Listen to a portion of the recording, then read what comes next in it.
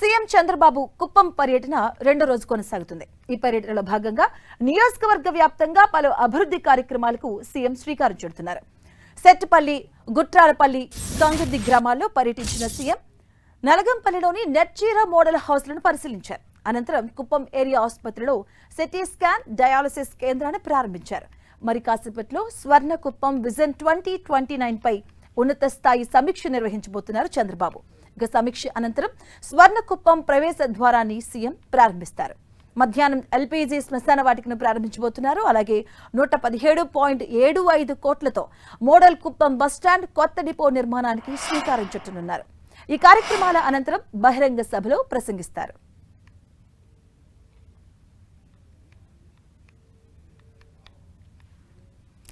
ఇక ఈ రోజు కుప్పంలో రెండో రోజు సీఎం చంద్రబాబు పర్యటన కొనసాగుతుంది. టీడీపీ ఆఫీసులో జననాయకుడు గ్రీన్ సిస్టమ్ అయితే స్టార్ట్ చేశారు. కుప్పం మోడల్ బస్ స్టాండ్, అలాగే డిపో నిర్మాణానికి శ్రీకారం చుట్టారు సీఎం చంద్రబాబు.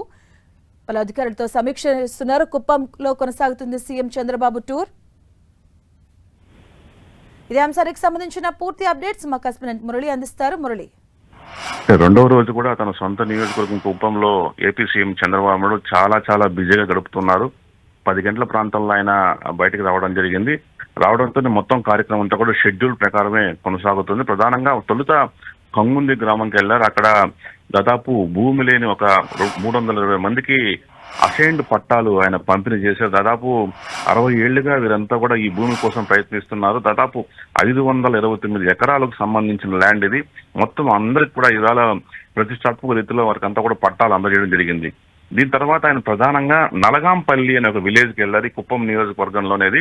ఇక్కడ ఒక మోడల్ హౌసెస్, అంటే నెట్ జీరో మోడల్ హౌసెస్ అని పూర్తి స్థాయిలో ఆధునిక పద్ధతుల్లో ఇళ్లను నిర్మించారు. ఇందులో ప్రత్యేకంగా వాటన్నిటిని కూడా ఏపీ సీఎం చంద్రబాబు నాయుడు పరిశీలించారు. ప్రధానంగా రూఫ్ టాప్ సోలార్ వ్యవస్థ, అట్లాగే ఇండక్షన్ కుక్ టాప్, ఇంకా టెర్రస్ గార్డెను, వర్షపు నీటి సంరక్షణ, ఇట్లాంటి అనేక అంశాలను దృష్టిలో పెట్టుకొని ఇక్కడ ఇళ్లను నిర్మించారు. ప్రస్తుతం ఆ ఇళ్లలో కాపురం ఉన్న వాళ్ళతో కూడా చాలా సేపు చంద్రబాబు నాయుడు ముచ్చటించారు. దీన్ని ఒక మోడల్ గా తీసుకొని తొలుత నలగంపల్లే కాకుండా కుప్పం అంతా కూడా ఇట్లాంటి ఒక మోడల్ హౌసెస్ నిర్మించాలని చెప్పి ప్రాథమికంగా సీఎం చంద్రబాబు నాయుడు అధికారులను ఆదేశించారు. ఇది కానీ సక్సెస్ అయితే స్టేట్ అంతా కూడా దాదాపు అన్ని కాన్స్టిట్యున్సీలో కూడా ఇట్లాంటి ఒక మోడల్ హౌసెస్ నిర్మించే ఆలోచనలో ఉన్నట్టుగా సీఎం చెప్పడం జరిగింది. దీని తర్వాత ఆయన కుప్పం ఏరియా హాస్పిటల్కి వెళ్ళారు. ఏరియా హాస్పిటల్లో చాలా సేపు గడిపారు. అక్కడే కొత్తగా ఏర్పాటు చేసిన సిటీ స్కాన్ సెంటర్, అట్లాగే డయాలసిస్ సెంటర్ ను కూడా ప్రారంభించారు. దాదాపు డాక్టర్లందరితో కూడా మాట్లాడారు.